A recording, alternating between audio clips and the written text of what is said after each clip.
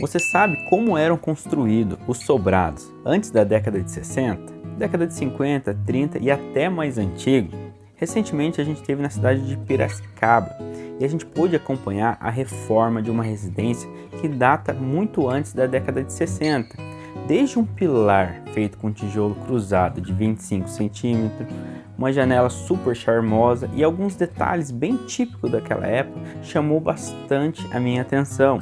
Então por isso eu quero trazer para vocês um vídeo mostrando detalhes desse tipo de construção, desde a sua fundação até o telhado, e para a gente entender como evoluiu muito a construção civil. Eu sou o engenheiro civil Felipe e você é muito bem-vindo aqui no canal Engenharia Ativa. Bora lá!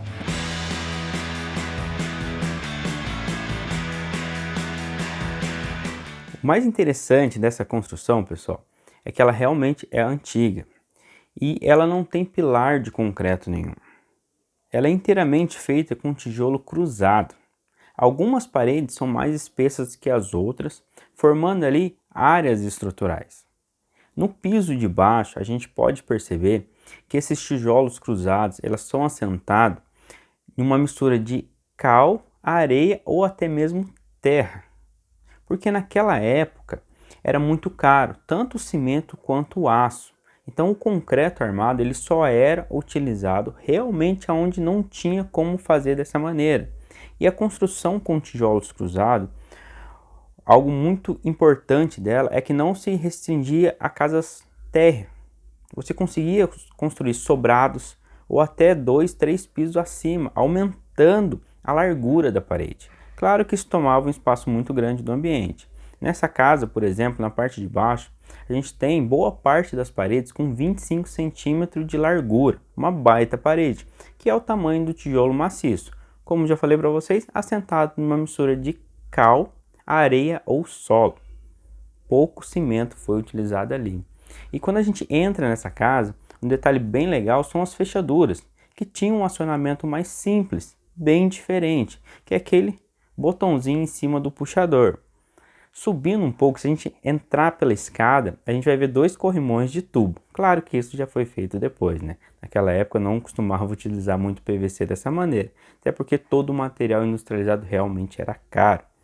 Então, essa escada não teve pra onde correr, foi de concreto armado.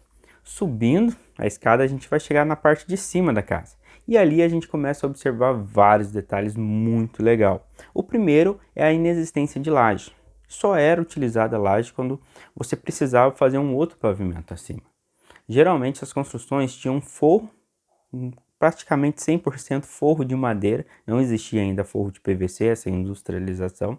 Então tinha um forrinho de madeira sobre a estrutura do próprio telhado, que era distribuído. E essa estrutura, o mais bacana, é que boa parte dessas construções, a estrutura ela tem uma integridade muito boa. A primeira parte dela a ser comida pelos cupins era realmente o forro, que já era uma madeira menor, de menos qualidade. E também as partes mais finas das portas. Já o piso, se a gente olhar atentamente no piso, a gente vai ver o famoso taco, que era colado diretamente no contrapiso. Quem nunca viu aí uma propaganda de reforma de taco, de raspagem de taco? E também era algo que precisava ter ali um enceramento contínuo.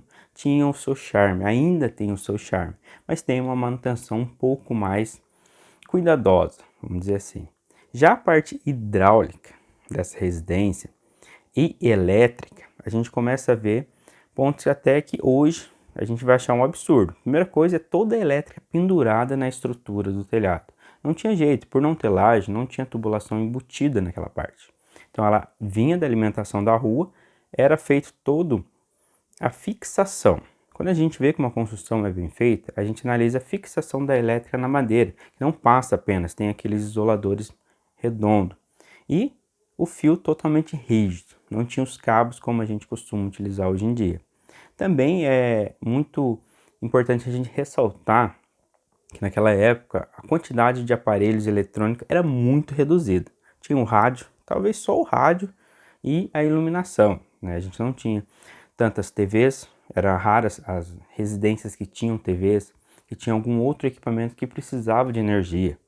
E o charme dessas construções, com certeza, está nas portas e janelas. Se a gente for olhar a janela, ela tem ali uma divisória, né? A folha dela você consegue abrir para ter iluminação e ventilação. E eu achei muito interessante esse modelinho de janela, que se estendia não só a esse modelo guilhotina, que se vocês perguntarem para seus avós, seus pais que moraram em residências com esse tipo de janela, provavelmente eles já prenderam o dedo e não foram poucas as vezes. Era bem perigoso porque ela tinha uma travinha do lado. Você devia soltar ela e descer a janela, fechando ela e travando embaixo. Então acabava que soltava de uma vez, ou não conseguia segurar o peso e acabava machucando. Era algo típico da época, né? Bem comum. Então esse tipo de construção é muito legal a gente entender, porque vai além só do que está aparente. Também tem a questão da fundação, porque ali era muito comum a fundação ser do mesmo tipo da parede. Se a gente pega o tijolo cruzado, o pessoal costumava fazer uma sapata corrida com esses tijolos cruzados, porém com uma largura maior. A parede tem 25, provavelmente uma fundação de 50 centímetros, fazendo uma sapata corrida distribuindo pelo solo. Dificilmente nessa época, para obras pessoais, né, particulares, tinham o estudo de solo. Então ia muito na experiência de quem já construiu no local, de quem conhecia o solo, quem já fez obras parecidas. E a integridade de toda essa estrutura, ela chama atenção. A gente não tem trincas estruturais, apenas algumas de movimentação térmica, talvez uma de contraverga, então detalhes muito pequenos. Antes que eu me esqueça, a gente não pode deixar de pontuar algo que me chamou a atenção e eu realmente não consegui identificar se foi feito na época ou posterior, que é a caixa d'água, que é uma caixa d'água de concreto, bem liso e com aparência de ser pré-moldado. Essa eu vou deixar para vocês me responder. O que vocês acham? Essa caixa d'água é de época ou ela já é mais atual? E aí? Deixe aqui nos comentários que eu quero saber. Voltando na questão da fundação, ela poderia ser feita não só com tijolos cruzados, mas também com pedaços de pedra maiores, pedra de mão, argamassada.